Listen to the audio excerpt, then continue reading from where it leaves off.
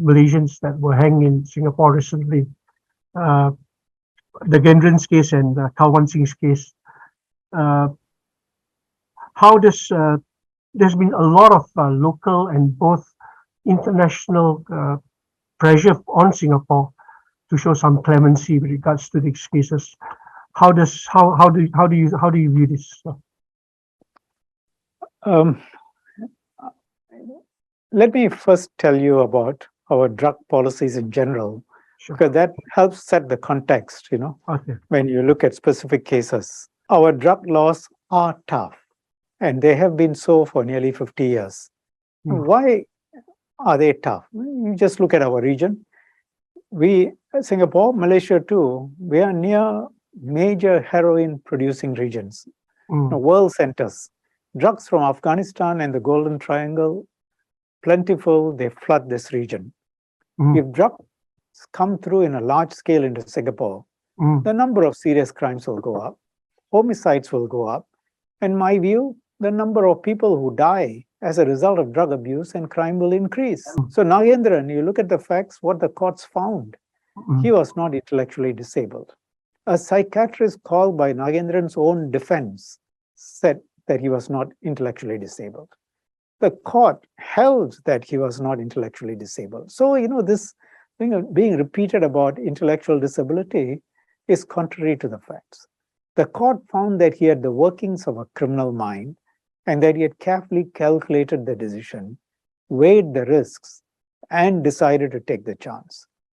He, Nagendran, brought heroin into Singapore enough to feed 510 abusers for one whole week. 510 lives. You also mentioned Kalwan Singh, the other case, two cases you said. Kalwan Singh trafficked enough heroin to feed more than 2,000 drug abusers for 1 week. So these people are making money by, off the misery of others. But I can understand the compassion towards Nagendran and Kalwan Singh. We ought to have compassion.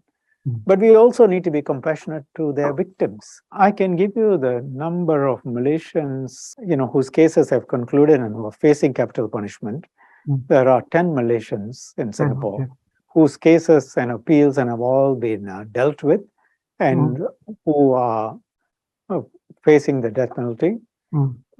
There are still some processes like, clemency processes to be dealt with.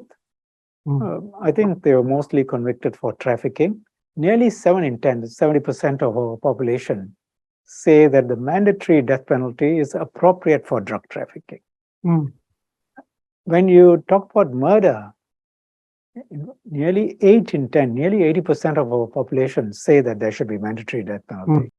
Frankly, the reporting by them on Singapore and the death penalty is filtered through their own ideological lens. They're not looking at the facts.